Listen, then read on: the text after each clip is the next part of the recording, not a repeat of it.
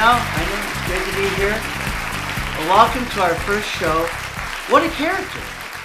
This is a talk show where we get to interview amazing character actors from TV and film. See, the great thing about this is that you have these huge mega movie stars that do these fantastic movies, but without these guys, they had no one to talk to. Actually, if you really think about it, some of these movie stars start off as character actors. One of the main ones, one of the best guys, I saw him in an interview a couple of days ago, is Billy Bob Thornton. He did Sling Blade. He's an out-of-work actor, came out of nowhere, created this great movie, and got it made, and he just sat in front of the mirror and go, you're a good boy. Can I have some potted meat? Yeah. How did he come up with that? Billy, really? Then you got people like Al Pacino. Incredible guy, right? Al Pacino, this amazing actor, Godfather and all that. Back in 1980, did this great character, Tony Montana from Scarface. Again, how did he come up with this? Hey, how you doing? I came out with this guy because this is what works, okay? I don't come from no freaking banana bone, man. I'm an actor, actor, you cockroach. Hey, love you. Then you got John Travolta. Remember Saturday Night Fever? Oh my God. Love John Travolta. Remember he was yelling at his friend Bobby on the bridge? She's like, Bobby, get out of here. You're getting me nervous. Don't jump, Bobby. Bobby, I'm telling you, get out of here. What are you doing? 40 years later, still watching him. You know what happened a couple of days ago? I know. People ask me that sometimes I talk like Joe Pesci. I actually did.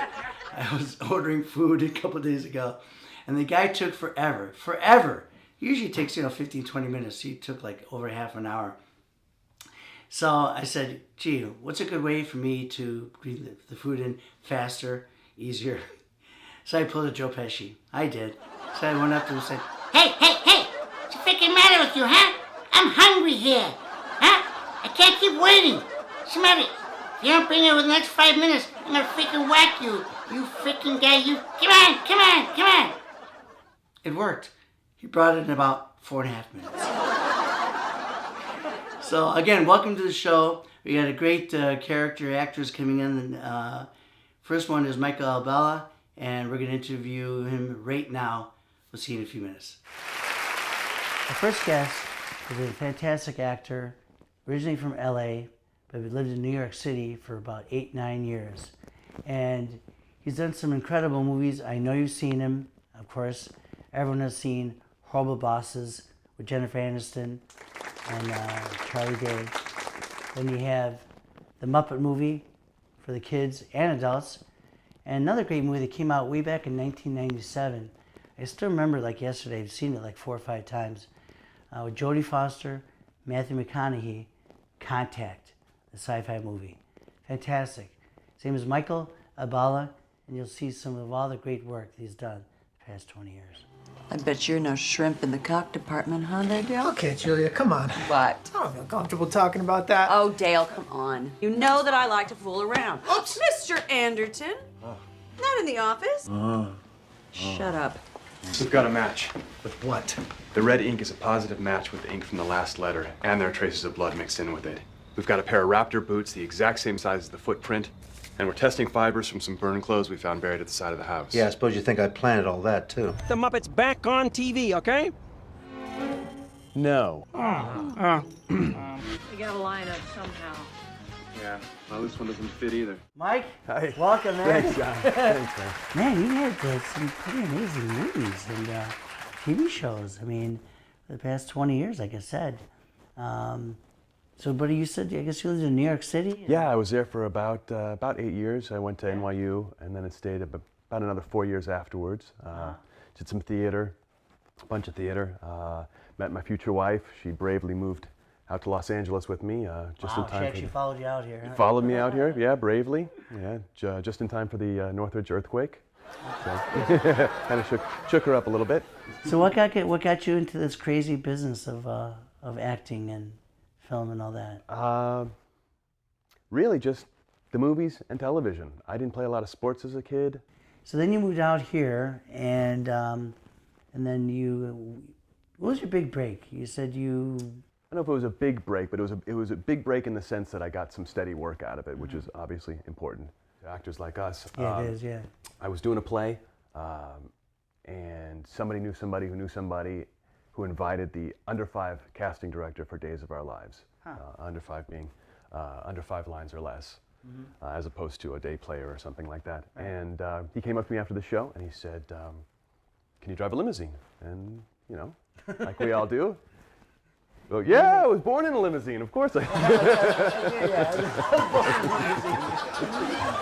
Even if you can't right, you can't drive a limousine, you say you can anyways, okay? And even if you don't have a license, you say it anyways. Yeah. So he said, "Well, do you want to work on Friday?" Yeah, I went in and I started driving a limo for one of the main characters on the show, and that lasted for about. It wasn't every week or anything like that, but it was several times a month, and it lasted for a couple years. So it was. And this was a character in the Days of Our Lives. Yeah, Victor Kiriakis, who was played by John Aniston. Yes, 20 years later, you ended up doing a great movie, Horrible Bosses, right? Isn't that a great movie? Horrible Bosses, with his daughter, Jennifer. Yeah, it was strange full circle. Is that Yeah. Is that weird how that happened? Yeah, no, absolutely. That was great. That was a great day of shooting, a long day. Quickly, how did you get that part? Because obviously to get into a big movie like that with these major stars, guys, it's like winning the lottery. Okay, pretty hard.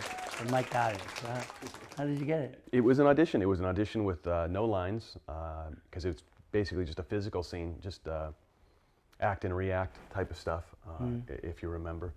I do. So it wasn't like I could audition. I didn't have anything to memorize. It was just, here's what the scene's going to be about. You know, I need you to. What did you do, Mike? This is the scene. This is a great scene. Open my mouth like I was in a dentist chair. Hey, you got the part. Exactly. Yeah, exactly. What did you do in an audition? Yeah, that's good. That's a good That's a good Yeah, they're taking notes. You know. Let's give it to him. Out of like 75 guys going, and he gets a part, right? Cool. Yeah, it was great. It was a great shoot. You spent like 15 hours? Yeah, it was almost a 16-hour day. Almost 16-hour day holding Jennifer Aniston's breasts. My 15 seconds. 15 seconds of fame. How long was the scene? The scene was long because they broke it up into two scenes in the movie. So I think it was a good 4 pages or 5 pages, something like that. And I forgot how long it was on the movie. Well, I don't remember exactly how long it is in the movie, but they do break it up. So Yeah. you know, they do the scene and then they come back to it, 5-10 minutes later. That's right. And I play one of her patients, and You play that sexy character. yeah, right, where she's basically a nymphomaniac, and she's not only hitting on Charlie Day in the scene, but she's kind of hitting on me too, and using me to hit on him. So I keep waking up, she keeps gassing me, and then at one point she takes my hand and puts it on her breast. This guy's in heaven, okay? Okay, she takes the hand, puts it on her breast, and it's okay. Yeah, it is. And then she asked It's okay. She said, "Are you okay with this?" And I said, "My wife signed off on the contract, so we're okay." And did Charlie Day get upset? Charlie, Because he wanted to- he's a great guy. Is he? Super, super funny. He guy. didn't come would up to you. Mike, I want to do this scene. Jenny, can I put my hand on you, Jennifer? Charlie Day, I Yeah. don't know why.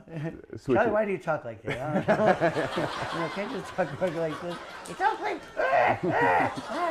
why we got this Michael Bauer next to me? He gets a Why does he get you right? yeah, why are you taking the person at me? Actually, Mike, that's a very funny Sunday in Philadelphia is a great show. Great show. Yeah. Very funny show. It's a very funny show. I've been watching it for years. I used to have, after that movie came out, when it finally came out, I had friends who would literally, which hand was it, Mike? I'd say this one. Take it. Just put it right there, next, like on their cheek. Yeah, I had a bunch of friends who did that. Jenny's breast hand, and he puts it on your face. Oh my God. Yeah, fun shoot, really, really fun shoot. Then you did a great movie. You said with Alfred Molina. Yeah, really fun. And, Yeah. And what was the name of the movie? A film called The Lodger. A lot of great people in it. Hope Davis was in it. Simon Baker. Yeah, and I had a couple scenes with him, which was nice. Always nice to have more than just one. Now, if you guys don't know, Alfred Molina is most likely one of the best character actors. Not even character. I mean, he's done leads in the past 30 years. I remember the first time that really intrigued me watching him was Magnolia with Tom Cruise. Came out in '99. Of course, 10 years later, Alfred did Spider-Man 2. Where they got a weird freaking thing in the... Yeah. And I'm looking at him and go, my God, this is Alfred Molina? Yeah. I said, I mean, Great it's career. Scary, you know, the way he did it. Yeah, Great, tremendous. great career. Yeah. And the great thing is that, so you did it with him, and what was it like? He's great guy. Incredibly friendly, very supportive. He funny. During one of the I played a forensics expert. This was basically The Lodger is a modern adaptation of Jack the Ripper. Yeah, I was just going to ask you what it was about. Yeah. So that's kind of what it is. Yeah. So we're at one of the crime scenes is in a house, someone's bedroom, and I played a forensics expert.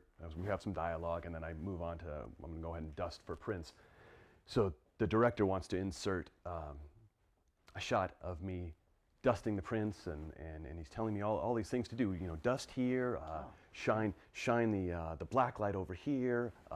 Don't move your hands too much over here. Keep your shoulder out of frame. Dust a little bit more.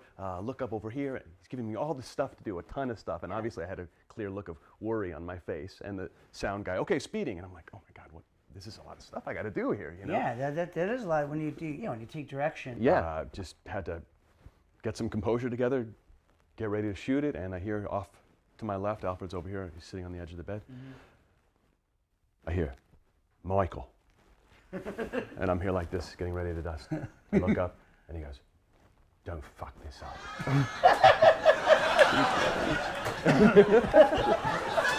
All the stuff to do. He's great, yeah, he's great. Did he say that? Yeah. And he's looking like this on the bed. He's looking at me like this. Then you ended up doing another cool movie, which was a big hit, The Muppet movie. Yeah. That was wonderful because my daughter, Una, had just been born about... You have a 4-year-old? 4-year-old, yeah. She was born in September, and I shot that in November. So it was nice because I got to... it was actually the first day of the shoot. Oh, really? Yeah. Wow. And I heard that, I didn't get there on the set until like 12 o'clock, but I heard Amy Adams got there at like 3:30 in the morning and come... I said Amy Adams was in there. Yeah. I forgot that. Yeah, and come like 6 o'clock that day, she still hadn't shot. There's a Kermit the Frog here. We got a name, Michael Bella. Okay, let's hire him, okay? Because he had his hand on Jennifer Aniston. Now,